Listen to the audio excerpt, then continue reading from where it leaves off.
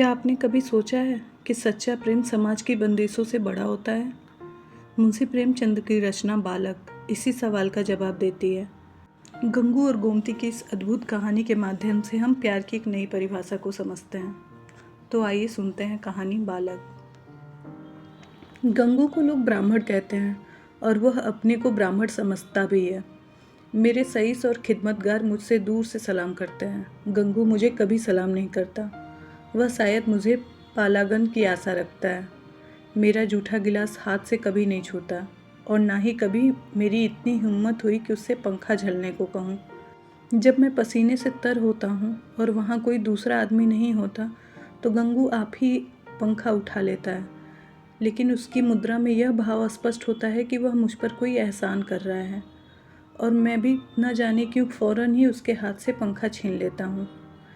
उग्र स्वभाव का मनुष्य है, किसी की बात समझता ही नहीं। ऐसे बहुत ही कम आदमी होंगे जिनसे उसकी मित्रता हो, पर सईस और खिदमतगार के साथ बैठना शायद वह अपमानजनक समझता है। मैंने उसे किसी से मिलते जुलते नहीं देखा। आश्चर्य यह है कि उसे भंग बूटी से प्रेम नहीं, जो इस श्रेणी के मनुष्यों में असाधारण गुण है। मैंने उसे कभी पूजा पाठ करते या नदी में स्नान करते भी नहीं देखा। बिल्कुल निरक्षर है, लेकिन फिर भी वह ब्राह्मण है और वह चाहता है कि दुनिया उसकी प्रतिष्ठा तथा सेवा करे। और क्यों ना चाहे, जब पुरखों की पैदा की हुई संपत्ति पर आज भी लोग अधिकार जमाए हुए हैं और उनकी शान से मानो खुद पैदा किए हों, तो वह उस प्रतिष्ठा को क्यों त्याग दे जो उसके पुरखों ने संचय किया था और उसकी बपौती है। मेरा स्वभाव कुछ इस तरह का है कि अपने नौकरों से बहुत कम बोलता हूँ। मैं चाहता हूँ कि जब तक मैं उन्हें खुद न बुलाऊँ कोई मेरे पास ना आए। मुझे यह अच्छा नहीं लगता कि जरा सी बात के लिए नौकरों को आवाज़ देता फिरूँ। मुझे अपने हाथ से सुराही से पानी उड़ेलना, अपना लैंप जला लेना, अपने जूते पहन लेना या अलमारी से कोई किताब ले लेना, इससे कहीं ज़्यादा सरल मालूम होता है कि हिंगन या मेघ को पुकारूँ। इससे मुझे अपनी स्वेच्छा और आत्मविश्वास का बोध होता है। नौकर भी मेरे इस स्वभाव से परिचित हो गए हैं और बिना ज़रूरत मेरे पास बहुत कम आते हैं। इसलिए जब एक दिन प्रातःकाल गंगू मेरे सामने आकर खड़ा हो गया तो मुझे बहुत बुरा लगा। ये लोग जब आते हैं या तो पेशगी के हिसाब में कुछ मांगने के लिए या दूसरे नौकर की शिकायत करने के लिए। मुझे ये दोनों बातें अत्यंत अप्रिय हैं। मैं पहली तारीख को ही हर एक का वेतन चुका देता हूँ और बीच में कोई कुछ मांगता है तो क्रोध आ जाता है। कौन 2-4 रुपए का हिसाब रखता फिरे। फिर जब किसी को महीने भर की पूरी मजदूरी मिल गई है तो उसे हक नहीं है कि वो 15 दिन में खर्च कर दे और ऋण या पेशगी की शरण ले। और शिकायतों से तो मुझे सख्त घृणा है। मैं शिकायतों को दुर्बलता का प्रमाण समझता हूँ या ठाकुर सुहाती की क्षुद्र चेष्टा।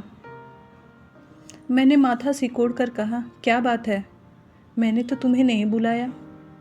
गंगू के तीखे अभिमानी मुख पर आज कुछ ऐसी नम्रता, कुछ ऐसी याचना, कुछ ऐसा संकोच था कि मैं चकित हो गया। ऐसा जान पड़ा वह कुछ जवाब देना चाहता है मगर शब्द नहीं मिल रहे हैं।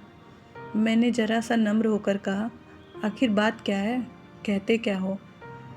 तुम जानते हो मेरे टहलने का समय है, मुझे देर हो रही है। गंगू ने निराश भरे स्वर में कहा, तो आप हवा खाने जाएं, मैं फिर आ जाऊंगा। यह अवस्था और भी चिंताजनक थी।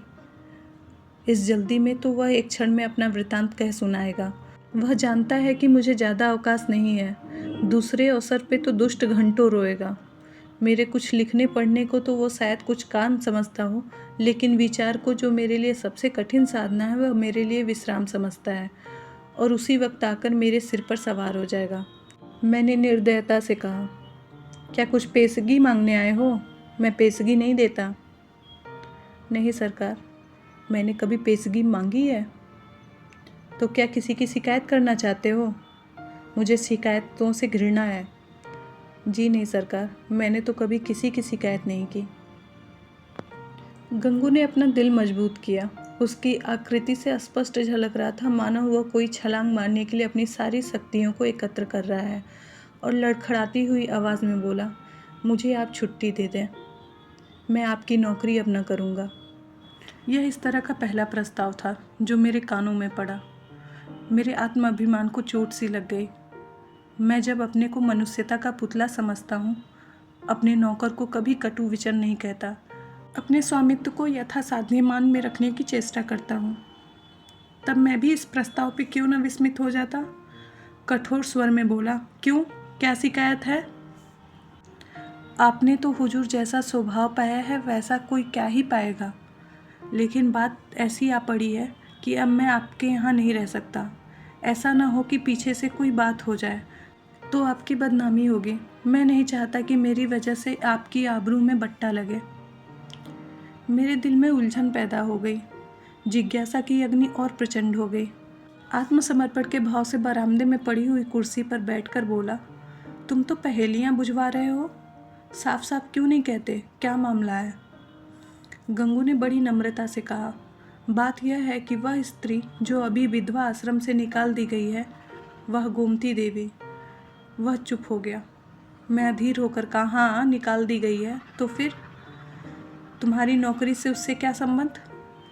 गंगू ने जैसे अपने सिर पे भारी बोझ जमीन पर दे पटका हो। मैं उससे ब्याह करना चाहता हूँ बाबूजी। मैं विस्मय में उसका मुंह ताकने लगा। यह पुराने विचारों का पोंगा ब्राह्मण, जिसे नई सभ्यता की हवा तक न लगी, वह उस उल्टा से विवाह करने जा रहा है जिसे कोई भला आदमी अपने घर में कदम भी न रखने दे। गोमती ने मोहल्ले के शांत वातावरण में थोड़ी सी हलचल पैदा कर दी। कई साल पहले वह विधवा आश्रम में आई थी। 3 बार आश्रम कर्मचारियों ने उसका विवाह करा दिया, पर हर बार वह महीने 15 दिन के बाद भाग आई। यहाँ तक कि आश्रम के मंत्री ने अब की बार उसे आश्रम से निकाल दिया। तब से वह इसी मोहल्ले में एक कोठरी लेकर रहती है और सारे मोहल्ले के सौदों के लिए मनोरंजन का केंद्र बनी हुई थी। मुझे गंगू की सरलता पर क्रोध भी आ रहा था और दया भी। इस गधे को सारी दुनिया में कोई स्त्री न मिलती थी जो इससे ब्याह करने जा रहा है। जब वह 3 बार पतियों के पास से भाग आई तो इसके पास कितने दिन रहेगी? कोई गांठ का पूरा आदमी होता तो एक बात थी, शायद 6 साल महीने टिक जाए। यह तो निपट अंधा है, 1 सप्ताह भी निभाह न करेगी। मैंने चेतावनी के भाव से पूछा, तुम्हें इस स्त्री के जीवन की कथा मालूम है? गंगू ने आंखों देखी बात की तरह कहा, सब झूठ है सरकार। लोगों ने हक नाहक उसको बदनाम कर दिया है। क्या कहते हो?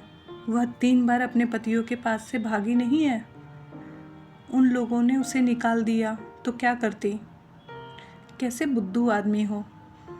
कोई कितनी दूर आकर विवाह करके ले जाएगा और हजारों रुपए खर्च करता है इसलिए कि औरत को निकाल दे।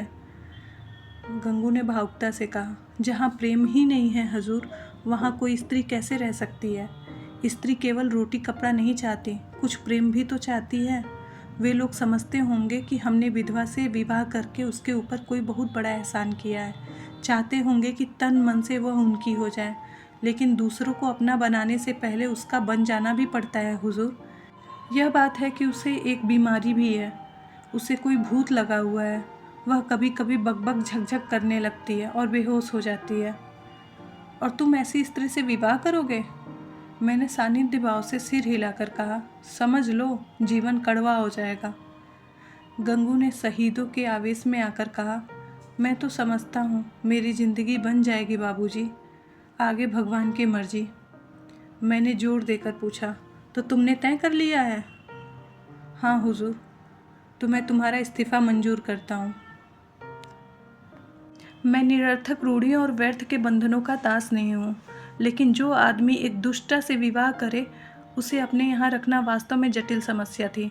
आए दिन टंडे बखेड़े होंगे, नई नई उलझनें पैदा होंगी। कभी पुलिस दौड़ कर देखेगी, कभी मुकदमे खड़े होंगे। संभव है चोरी की वारदातें भी होंगी। इस दलदल से दूर रहना ही अच्छा है। गंगू चुच्छा पीड़ित प्राणी की भांति रोटी का टुकड़ा देखकर उसकी ओर लपक रहा है।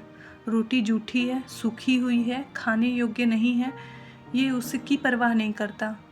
मैंने उसे पृथक कर देने में ही अपनी कुशलता समझी। 5 महीने गुजर गए। गंगू ने गोमती से विवाह कर लिया था और उसी मोहल्ले में एक खपरैल का मकान लेकर रहता था। अब वह चाट खोचा लगाकर गुजर बसेरा करता। मुझे जब कभी बाजार में मिल जाता तो मैं उससे क्षेम कुशल पूछ लेता। मुझे उसके जीवन से विशेष अनुराग हो गया था। यह एक सामाजिक प्रश्न की परीक्षा थी, सामाजिक ही नहीं मनोवैज्ञानिक भी। मैं देखना चाहता था कि इसका परिणाम क्या होता है। मैं गंगू को सदैव प्रसन्न मुख देखता। समृद्धि और निश्चितता के कारण मुख पे जो एक तेज और स्वभाव में जो एक आत्मसम्मान पैदा हो जाता है, वह मुझे यहाँ प्रत्यक्ष दिखाई देता था। रुपए 20 आने की रोज़ बिक्री हो जाती थी। इसमें लागत निकालकर 8-10 आने बच ही जाते थे। यह उसकी जीविका थी, किंतु इसमें किसी देवता का वरदान था, क्योंकि इस वर्ग के मनुष्य में जो निर्लज्जता और विपिन्नता पाई जाती है, इसका वहाँ चिन्ह तक न था। उसके मुख पर आत्मविकास और आनंद की झलक थी, जो चित्त की शांति से ही आ सकती है। एक दिन मैंने सुना कि गोमती गंगू के घर से भाग गई। कह नहीं सकता क्यों, मुझे इस खबर से एक विचित्र आनंद हुआ। मुझे गंगू के संतुष्ट और सुखी जीवन पर कोई इच्छा न होती थी। मैं उसके विषय में किसी अनिष्ट की, किसी घातक अनर्थ की, किसी लज्जास्पद घटना की प्रतीक्षा करता था। इस खबर से ईर्ष्या को संतावना मिली। आखिर वही बात हुई जिसका मुझे विश्वास था। आखिर बच्चा को अपनी अदूरदर्शिता का दंड भोगना ही पड़ा। अब देखें बच्चा कैसे मुंह दिखाते हैं। अब आंखें खुलेंगी और मालूम होगा कि लोग उन्हें इस विवाह से रोक क्यों रहे थे। उस वक्त तो ऐसा मालूम होता था मानो कोई दुर्लभ पदार्थ मिल रहा हो, मानो मुक्ति का द्वार खुल गया हो। लोगों ने कितना कहा कि यह स्त्री विश्वास योग्य नहीं है, कितनों को दगा दे चुकी है, तुम्हारे साथ भी दगा करेगी, लेकिन इनके कानों पर जू तक ना रेंगी। अब मिले तो जरा इनका मिजाज पूछूं। कहूँ क्यों महाराज, देवी जी का वरदान प्राप्त हो गया। तुम तो कहते थे कि वह ऐसी है, वह वैसी है। लोग का उस पर दुर्भावना के कारण दोष आरोपित करते थे। अब बतलाओ किसकी भूल थी। उसी दिन संयोगवश गंगू से बाजार में भेंट हो गई। घबराया हुआ था, बदवास था, बिल्कुल खोया हुआ। मुझे देखते ही उसकी आंखों में आंसू भर आए। लज्जा से नहीं, व्यथा से। मेरे पास आकर बोला, बाबूजी, गोमती ने मेरे साथ विश्वासघात किया। मैंने कुटिल आनंद से लेकिन कृत्रिम सहानुभूति दिखाकर कहा, तुमसे तो मैंने पहले ही कहा था, लेकिन तुम माने ही नहीं। अब सब्र करो, इसके सिवा और क्या ही उपाय है। रुपए पैसे तो नहीं ले गई ना, कुछ छोड़ गई। गंगू ने छाती पर हाथ रखा। ऐसा जान पड़ा मानो इस प्रश्न से उसके हृदय को विदृढ़ कर दिया। अरे बाबूजी, ऐसा न कहिए। उसने धेले की भी चीज़ नहीं छुई। अपना जो कुछ था वह भी छोड़ गई। ना जाने मुझ में क्या बुराई देखी। मैं उसके योग्य ना था, और क्या कहूँ, वह पढ़ी लिखी थी, मैं करिया अक्षर भैंस बराबर। मेरे साथ इतने दिन तक रही, यही बहुत था। कुछ दिन और उसके साथ रह जाता तो आदमी बन जाता। उसका आपसे कहाँ तक बखान करूँ हुजूर। औरों के लिए चाहे जो कुछ हो, मेरे लिए तो वह देवता का आशीर्वाद थी। ना जाने मुझसे ऐसी क्या खता हो गई थी, मगर कसम ले लीजिए जो उसके मुख पर मैल तक आया हो। मेरी क्या औकात थी बाबूजी, 10-12 आने का मजदूर हूँ, पर इसी में उसके हाथों में इतनी बरकत थी कि कभी कोई कमी नहीं आई। मुझे इन शब्दों से घोर निराशा हुई। मैंने समझा था कि वह उसकी बेवफाई की कथा कहेगा और मैं उसमें अंधभक्ति की तरह सहानुभूति प्रकट करूँगा, मगर उस मूर्ख की आंखें अब तक न खुली। अब भी वह उसी का मंत्र पढ़ रहा है। अवश्य ही इसका चित्त कुछ अव्यवस्थित है। मैंने कुटिल परिहास आरंभ किया, तो तुम्हारे घर से कुछ नहीं ले गई। कुछ भी नहीं बाबूजी, धेले की चीज़ भी नहीं। और तुमसे प्रेम भी बहुत करती थी। अब आपसे क्या कहूँ बाबूजी, वह प्रेम तो मरते दम तक याद रहेगा। फिर भी तुम्हें छोड़ के चली गई, यही तो आश्चर्य है बाबूजी। प्रिया चैत्र का नाम कभी सुना है? अरे बाबूजी, ऐसा मत कहिए। मेरी गर्दन पे कोई छुरी रख दे तो भी मैं उसका यश गाऊंगा। तो फिर ढूंढ निकालो। हाँ मालिक, जब तक उसे ढूंढ न लूँगा मुझे चैन न आएगा। मुझे इतना मालूम हो जाए कि वह कहाँ है तो फिर मैं उसे ले ही आऊँगा। और बाबूजी, मेरा दिल कहता है वो आएगी ज़रूर, देख लीजिएगा।